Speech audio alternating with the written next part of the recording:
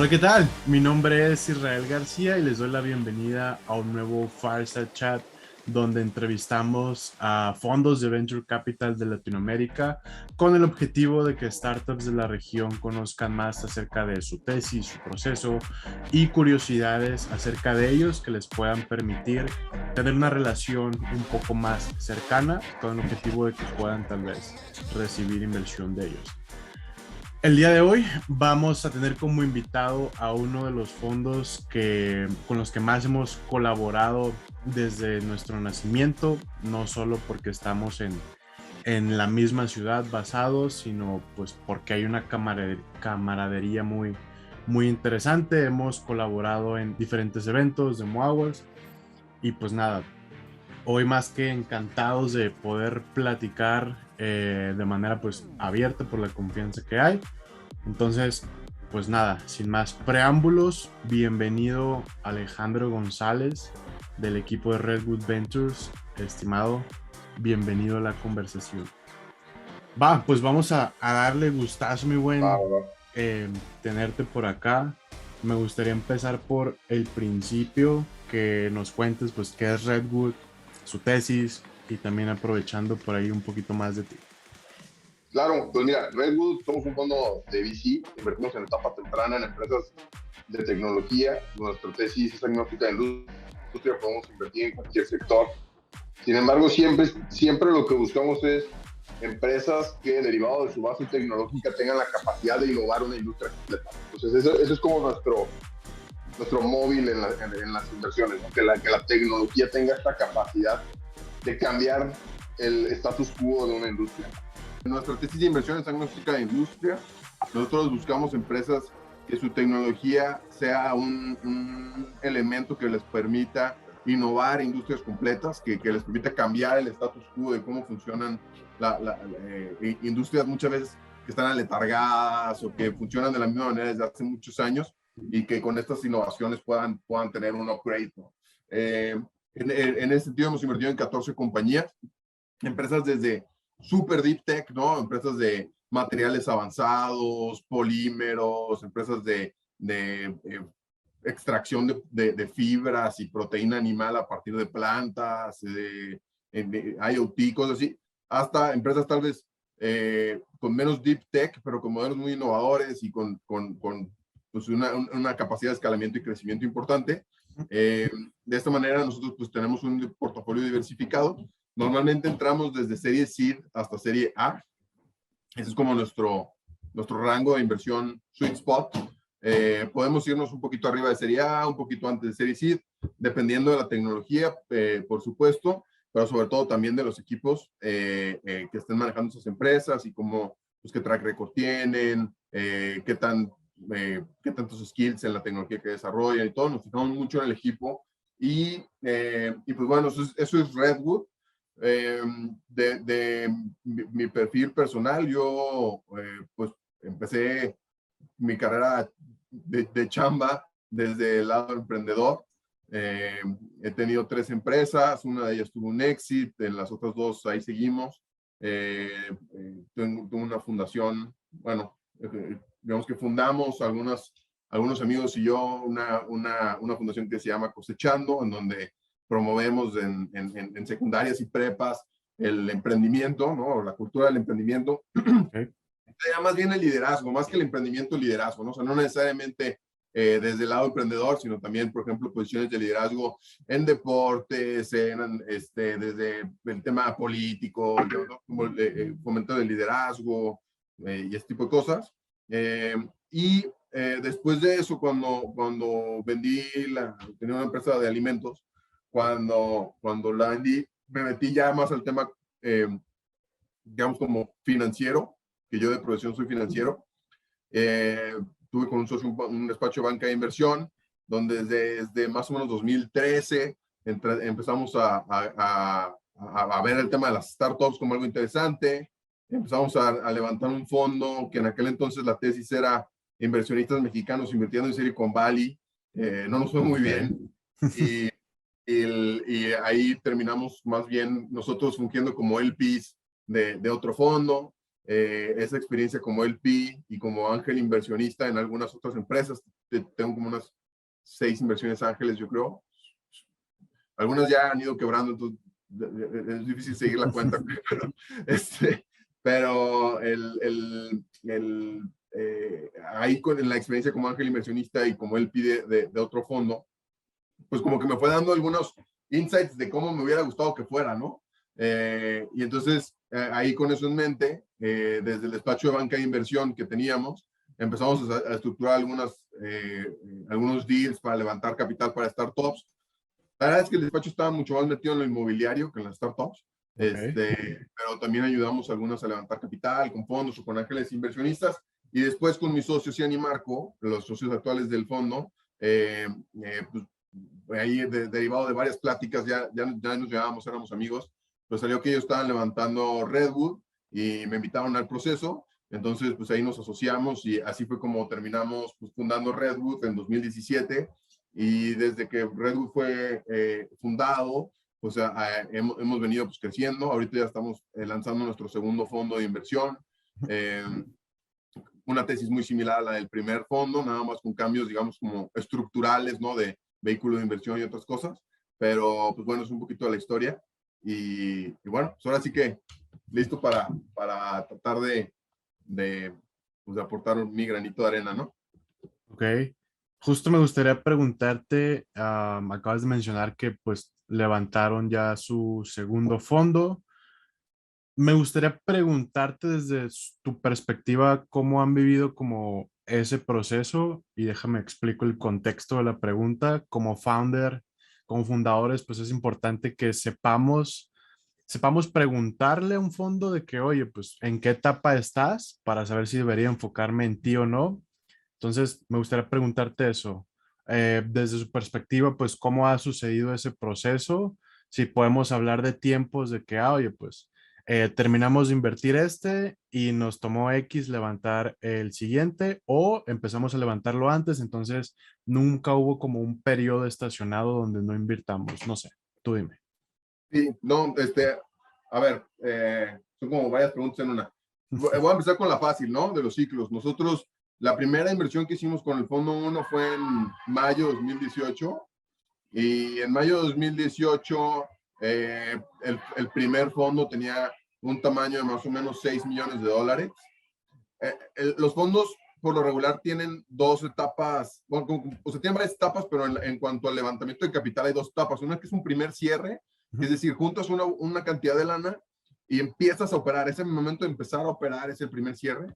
Y luego sigues levantando capital, pero hay un tiempo restringido, pues no puedes seguir levantando capital indefinidamente, pues por un tema de justicia con los que entraron primero, ¿no? Entonces, Ok, el fondo terminó siendo de 8 millones de dólares y eso lo cerramos en cuestión de algunos meses, ¿no? En lo que cerrábamos con los últimos inversionistas, pero empezamos a operar.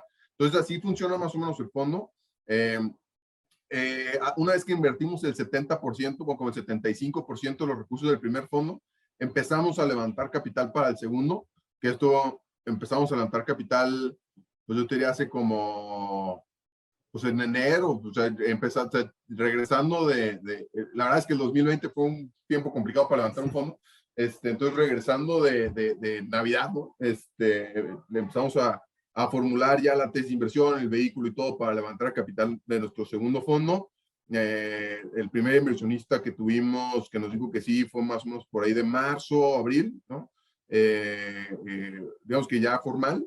Y desde ese momento, pues hemos venido levantando capital. Nosotros estamos haciendo nuestro primer cierre ahora a finales de septiembre para empezar a operar en octubre. Y ese primer cierre lo vamos a hacer pues, más o menos en 25 y la idea es llevarlo a 30, pues de aquí a que acaba el año, ¿no? Más o menos esos números. Sí hubo un plazo donde no invertimos. O sea, bueno, ha habido un plazo. O sea, ahorita seguimos en esta etapa donde el segundo fondo no opera, pero el primero ya está consolidado, ¿no? O sea, nuestra última inversión en el fondo 1 fue en marzo. La verdad es que hemos estado inactivos desde entonces y me da muchísimo coraje porque me encanta lo que hago y no lo he podido hacer. Entonces, hemos visto muchísimas muy buenas oportunidades que no hemos podido tomar o que las tenemos ahí en el tintero. Entonces, Ya estamos empezando a operar ahora. Yo creo que primera semana de octubre estaremos ya teniendo nuestro primer comité de inversión del nuevo fondo. Y la otra pregunta que me hacías era, ¿cuál era la otra? Creo que sí contestaste, era como... ¿Qué le tengo que preguntar a un fondo? Mira, aquí o sea, hay como distintas etapas de sofisticación en los ecosistemas de emprendimiento, ¿no? Y creo que Latinoamérica en general tiene una etapa, pues está en una etapa temprana de sofisticación. La mayoría de los fondos son agnósticos de industria. Ya empiezan a salir algunos con alguna verticalización, ¿no? Es decir, oye, yo soy foodtech, o yo soy agtech, o yo soy fintech, ¿no? O con algunas preferencias. Pero la segmentación ahorita, como bien dices, es principalmente por etapa. Hay fondos que invierten pre-seed, ¿no? Que por lo regular son más una aceleradora que invierte que un fondo institucional, pero tienen procesos, digamos, como de incubación, aceleración de las empresas en las que invierten, y luego hay una especie como de demo de ellos. Y ese es como el modelo de negocios de la inversionista pre-seed, ¿no? Como fondo. La mayoría de las rondas pre-seed se levantan con ángeles inversionistas, no con un fondo, ¿no? ¿Por qué? Porque fondos que invierten en esa etapa, pues reciben 5,000 aplicaciones y entran al programa 15, entonces son como, pues realmente las oportunidades están limitadas, ¿no? Luego, bueno, en general el capital es limitado, pero en esa etapa, pues más o menos sí funciona. Y luego ya vienen, cuando pasan la etapa pre-seed, entran a un segmento donde hay, pues muchos fondos en Latinoamérica que yo creo que es en lo que más están enfocando, que es pues digamos, este trayecto en donde Redwood se opera, que es desde seed hasta Serie A, que es importante que tú le preguntes a un fondo y en qué etapa operas, ¿no? Porque muchas veces, pues, pues, como tesis de inversión no entras, ¿no?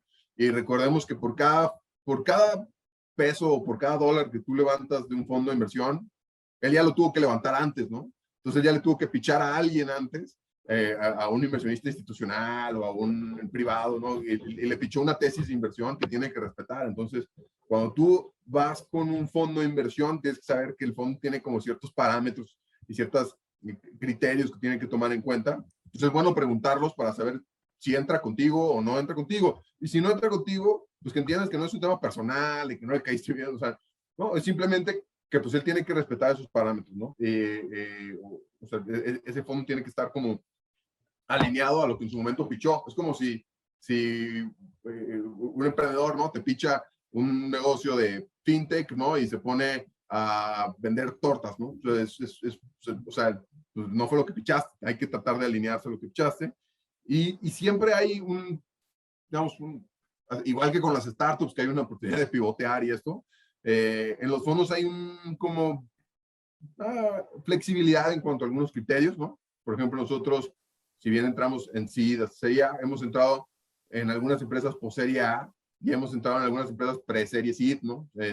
Poquitas, pero como outliers por algunos otros elementos que nos han gustado, ¿no? Entonces, sí es bueno preguntarlo, y yo te diría, pues más o menos es eso, ¿no? O sea, el tamaño del ticket, puedes liderar rondas o no puedes liderar rondas, qué instrumentos te gustan, puedes invertir en empresas en mi geografía en la que estoy, ¿no? O necesito abrir una holding en otro lado, no sé, hay como ciertas preguntas que es buenas conocer.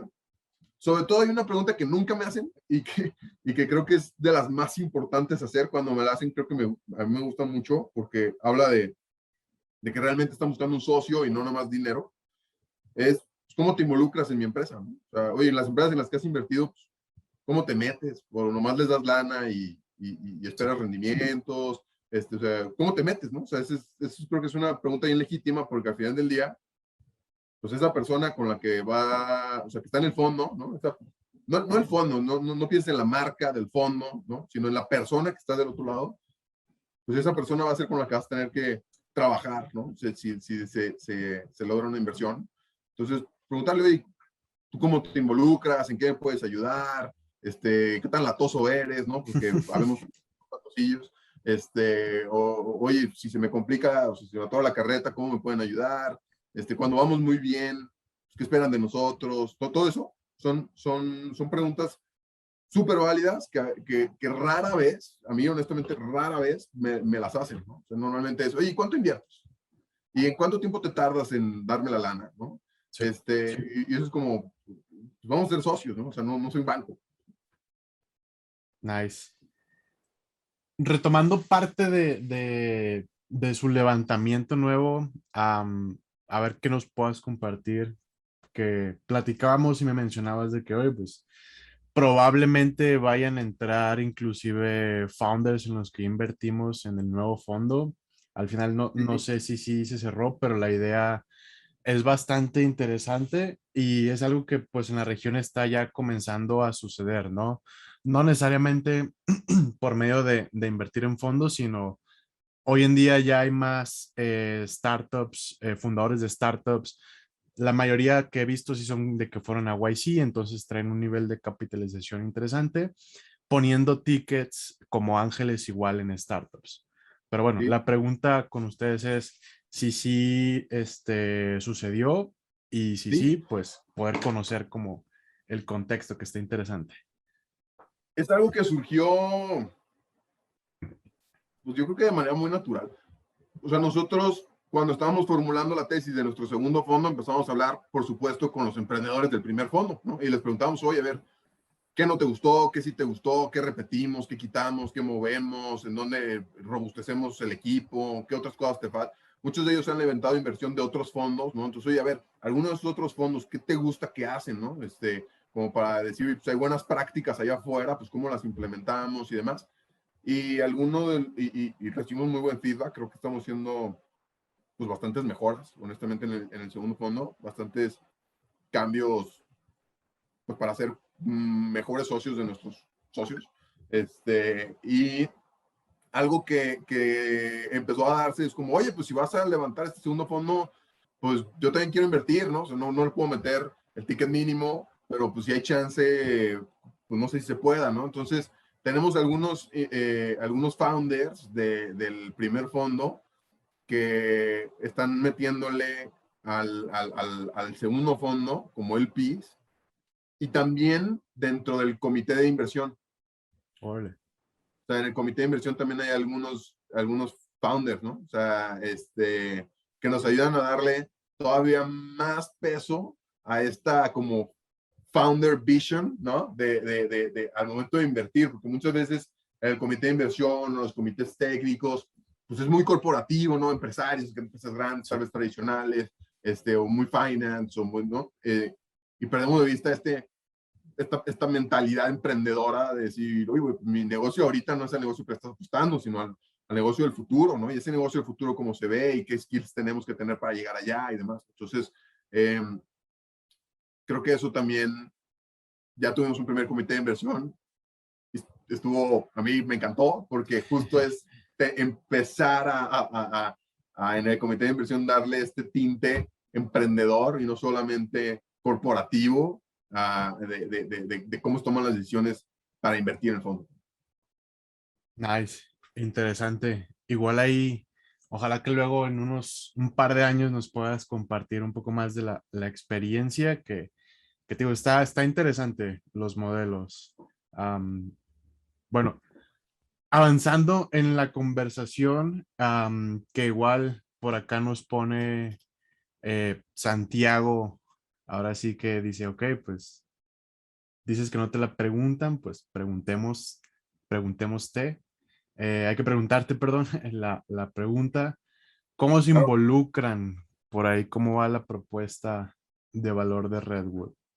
claro. De hecho, lo tenemos, ahora sí que como hemos tratado de hacerlo cada vez más formal, lo mapeamos. Bueno, iba a poner un slide, pero mejor se lo platico. O sea, tenemos o sea, lo tenemos casi a nivel proceso, Ok, el mapeo de cómo nos involucramos. La primera parte es estrategia, ¿no? O sea, nosotros lo que buscamos es incluso a veces antes de invertir, sentarnos con el equipo founder y con el equipo clave de la organización, que muchas veces pues, no son founders, pero son súper clave en el desarrollo de la empresa, a diseñar una estrategia que nosotros le llamamos el 100 Day Plan, que no es más que un proceso de planeación estratégica donde se involucran incluso a veces hasta LPs, inversionistas de Redwood, ¿no? Que a lo mejor tienen experiencia en esa industria o que pueden ser clientes, pueden ser proveedores, pueden ser buenos referentes.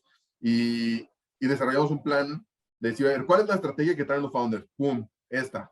Luego, ¿en qué les podemos ayudar nosotros? Ok, yo conozco talento, ok, yo conozco clientes que puedes tener, ok. Entonces, alineamos la estrategia del emprendedor a las capacidades que tiene el fondo para poder en 100 días empezar a operar muy bien, ¿no? Y definimos en ese proceso métricas, definimos, oye, un tablero de control, cómo va a ser el reporteo, cómo va, o sea, cómo va a ser la relación entre los dos para darle cierta formalidad. Y luego, otra cosa que nos metemos es en todo el tema de banca de inversión. Entonces, de repente tenemos algunos emprendedores que requieren financiamiento después, ¿no? Entonces, te voy a presentar con otros fondos que invierten tal vez en etapas distintas o con fuentes de financiamiento, ¿no? Si no necesariamente necesitas capital, a lo mejor necesitas un crédito, un arrendamiento para alguna parte de tu negocio, ¿no? O venture debt, ¿no? Que en el segundo fondo ya tenemos también una línea de venture debt.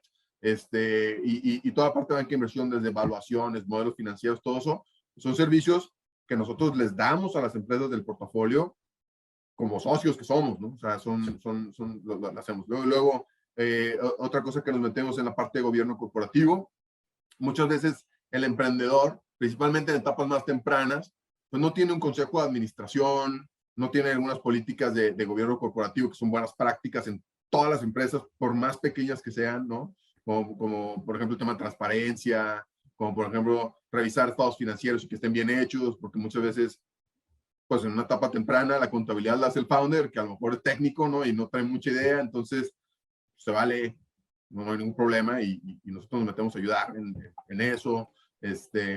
Muchas veces sí quiero hacer un consejo, pero no quiero que sean puros inversionistas. Yo creo que la mejor práctica es, sí, a lo mejor tener un consejo con inversionistas, pero también meterle algún independiente que te pueda dar una visión objetiva de la industria o de un modelo de negocio que quieres explorar o lo que sea.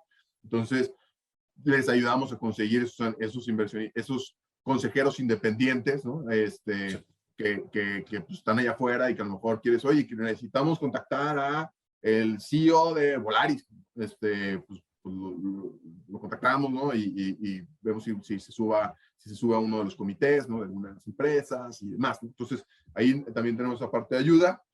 Luego tenemos también una parte que ahí tú la conoces muy bien, que es el tema de perks, ¿no? Entonces, constantemente estamos tratando de generar alianzas con proveedores de servicios para que les den descuentos o créditos o lo que sea a las empresas del portafolio, ¿no? Entonces, ahí tenemos desde, oye, que necesito cloud services, tenemos Amazon Web Services, que pues tienen un programa de startups bien interesante, y que pues ahí no, pueden ser, ¿no? O sea, damos un código luego con Stripe, con Freshworks, con algunos despachos de abogados, ya sea para el tema laboral, por ejemplo, oye, ¿cómo hago un contrato con empleados? Oye, quiero contratar a un freelancer, oye, quiero contratar a un vendedor y pagarle por comisiones. Entonces, ¿sabes?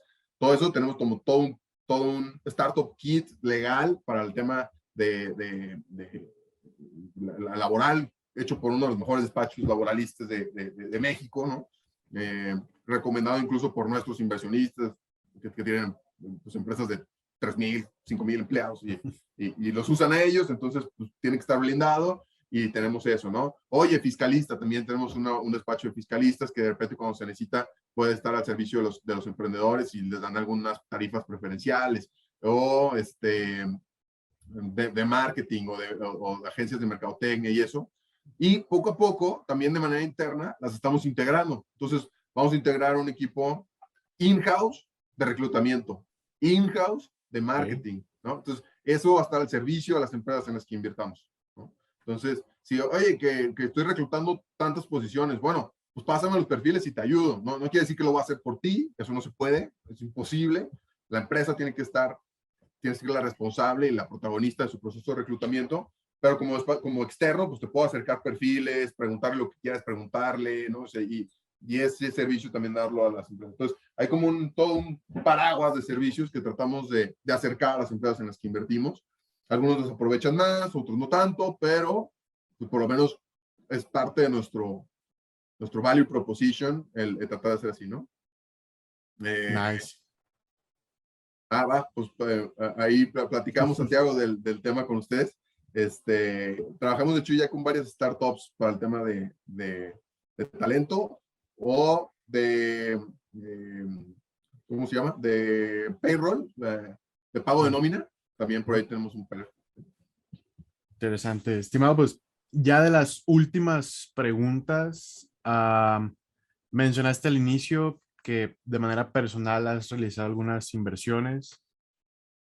Me gustaría preguntarte, igual y no tienes la respuesta, pero ya que termine como de formularla igual ese sentido, ¿qué tan seguido sucede o pasa que una startup llega con ustedes o otros fondos que has escuchado y al final termina entrando, pues tal vez no el fondo, pero uno de los managing partners o uno de los LPs, ya sea porque por tesis normalmente pues por etapa no entraron o lo que sea? Entonces, no sé si hay alguna manera recomendada en que un founder pueda tener ese approach o si más bien es el mismo fondo quien te dice, oye, pues de momento no, pero te voy a presentar a uno de nuestros LPs que sé que le va a hacer sentido, o directamente yo como managing partner pues te digo, oye, me interesa, platiquemos. Sí.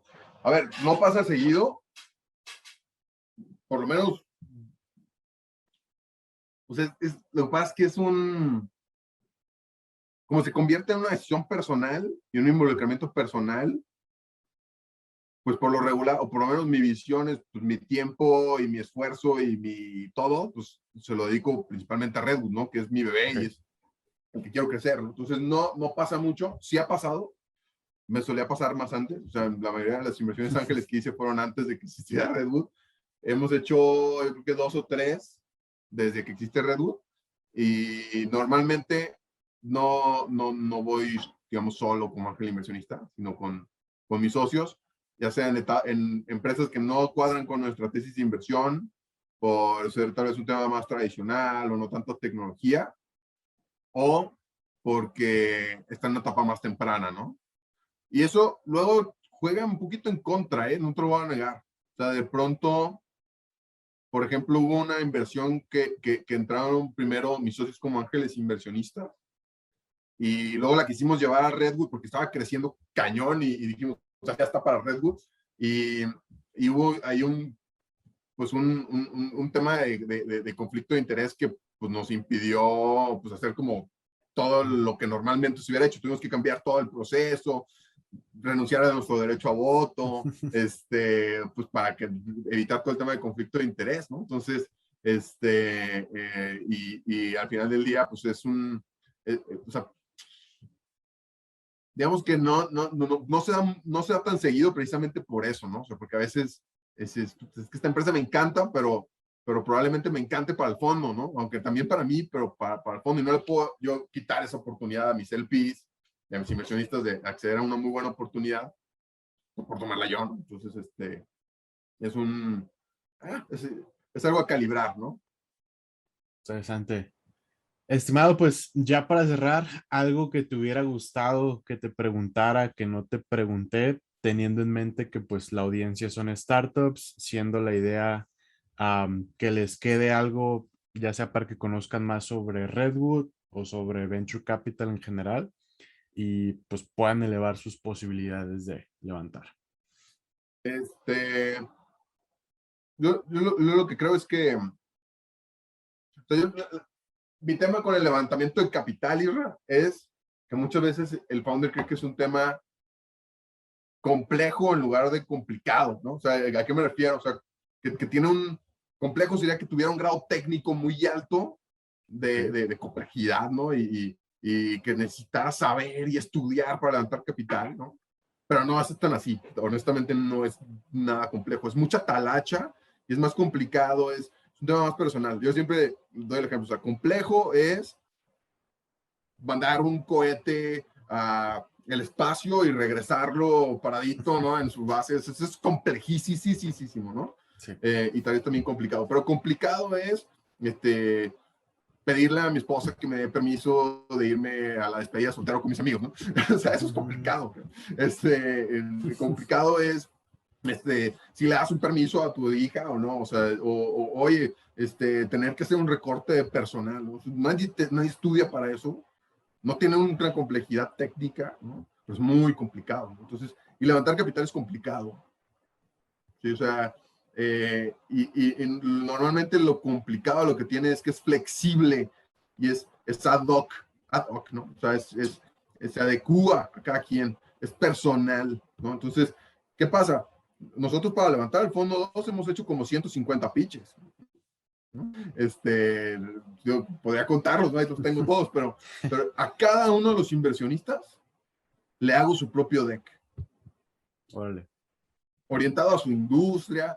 Si ya ha invertido en otros lados, pues me evito todo el rollo de que es Venture Capital. Si nunca he invertido, pues le meto todo el rollo de Venture Capital. Si sé que le gusta más lo disruptivo, pues le meto temas de, oye, pues qué onda con Tesla. Si le gusta mucho la escala, ¿no? Y el crecimiento, pues le meto Rappi, le meto Mercado Libre, ¿no? O sea, hay como, siempre procuramos, ¿no? No lo hago yo, pero procuramos personalizar cada década a la persona que vamos a ver, entender a la persona que vamos a ver, por qué pudiera querer invertir en nuestra tesis de inversión, ¿no? ¿Cuáles son los elementos de nuestra tesis que le podrían ser más interesantes?